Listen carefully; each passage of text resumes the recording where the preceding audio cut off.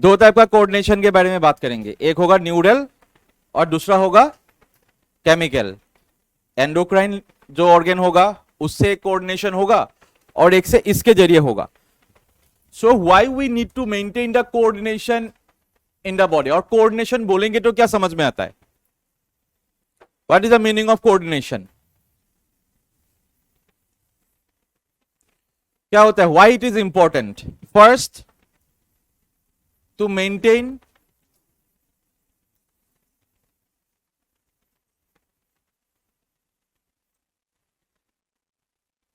Homeostasis of the body. अभी homeostasis का मतलब क्या होता है?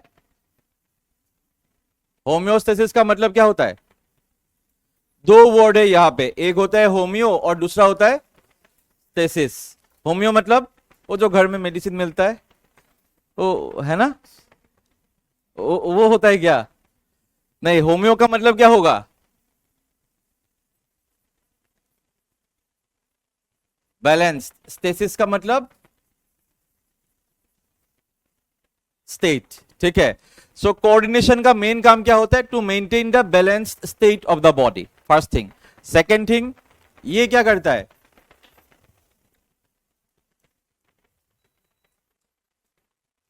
डेवलप्स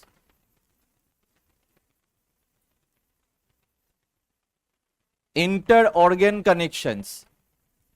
ठीक है। और ये कनेक्शन डेवलप करने में कौन हेल्प करता है? स्पेसिफिकली ये पार्टिकुलर सिस्टम। ठीक है। इंटर ऑर्गन कनेक्शंस डेवलप करने के लिए क्या होता है? दो सिस्टम होता है, एक होता है न्यूरल सिस्टम और न्यूरल और नर्वस, और एक होता है कौन सा? एंडोक्राइन सिस्टम, जो किसके साथ एसोसिएटेड है? हॉर्मोन्स के साथ। ठीक है। तो ये चैप्टर में हम कौन सा डिस्कस करेंगे? Mostly we are going to discuss about ये न्यूरल सिस्टम। ठीक है। ये होता क्या है neural system? First, point to point connection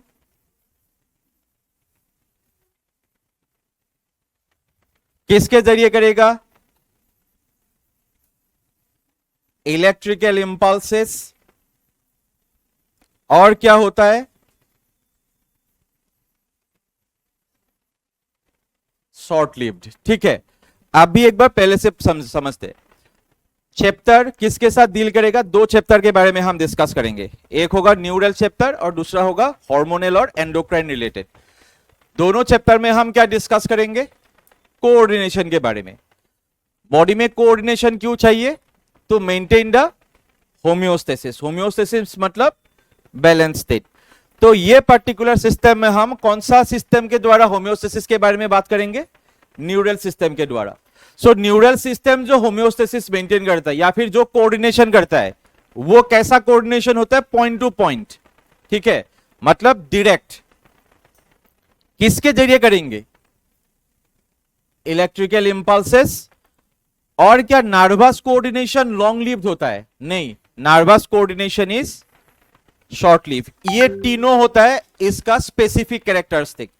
endocrine जब पढ़ेंगे तब इसके बारे में डिस्कस करेंगे। ठीक है। ये नहीं भी लिखोगे तब भी कोई प्रॉब्लम नहीं है। ठीक है। ये जस्ट इसका इंट्रोडक्टरी स्लाइड है।